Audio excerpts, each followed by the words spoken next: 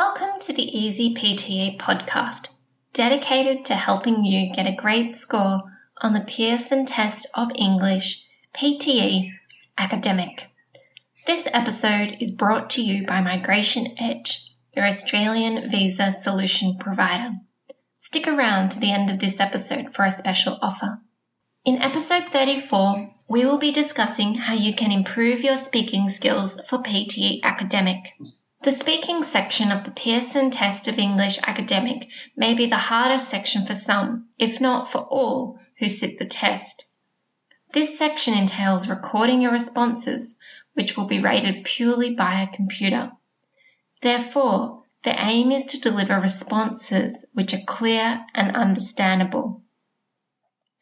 This can be difficult when you need to provide meaningful content in only 40 seconds. For example, in the describe image or retell lecture sections.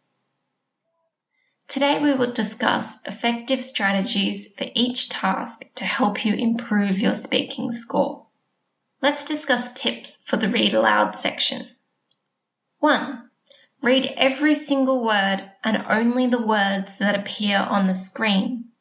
Omissions, replacements, and insertions are errors and are deducted from the points earned for words spoken correctly. 2. Observe syllable stresses. Stress the words that carry significant context to the paragraph. Use the punctuation to help you choose which points you should pause and change your intonation. 3. Speak with confidence. Confidence can bring out clarity, volume, and calmness when speaking. For the repeat sentence task, 1. Take note of the speaker's pauses and word stresses. Copy the speaker's intonation and listen to those brief moments when the speaker pauses to introduce new information. 2. Do not imitate the speaker's accent. Candidates are advised to be natural and clear when speaking. Having an accent like that of a native English speaker will not give you extra points. 3. Understand the meaning of the sentence. Understanding the thought helps us recall the words. 4. If you stutter during the recording, get back up and continue speaking. Avoid stuttering and uttering non-words like and ah. These are incorrect words and can lessen your score for the task. For the describe image task, you should learn how to interpret a graph and study its various types. Basic knowledge about graphs is enough to make simple interpretations. You must know the X and Y axes and different types of graphs such as a line graph, bar, pie, etc. The image could also be a chart, a process diagram, or a simple picture. 2. Structure a complete and logical description. An ideal description has an introduction, body, and conclusion. The body must contain at least 2 significant points or features. 3. Identify the extremes. The areas of a graph that are usually easiest to define are the highest and lowest points. An example description for a demographic graph is the country with the highest population is, while the country with the lowest population is. Make use of words commonly used to describe a graph. For example, the graph represents, illustrates, projects, depicts, reveals.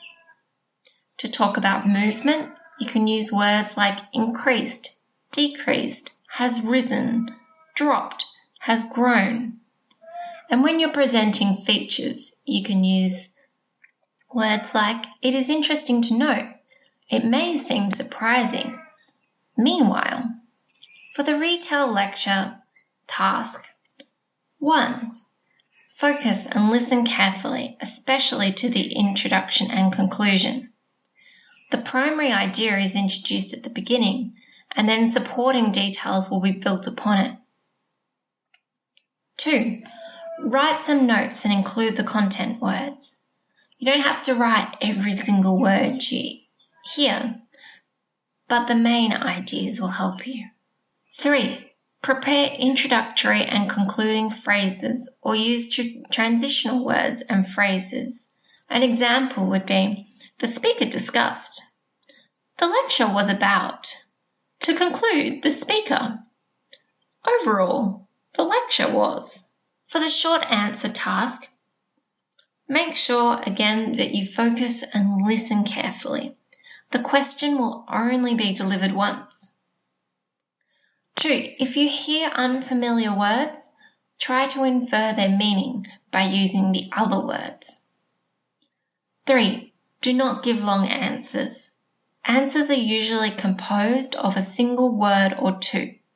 You do not have to deliver a complete sentence. 4. Do not close your eyes. Occasionally, the question will be based on a picture that will appear on the screen. You will find all the show notes and resources for this episode at easypte.com/episode 34. Thanks for sticking around. As a way of saying thanks to our listeners, Migration Edge is exclusively offering you a free assessment of your Australian visa options. Go to migrationedge.com.au/EasyPTE for this exclusive offer.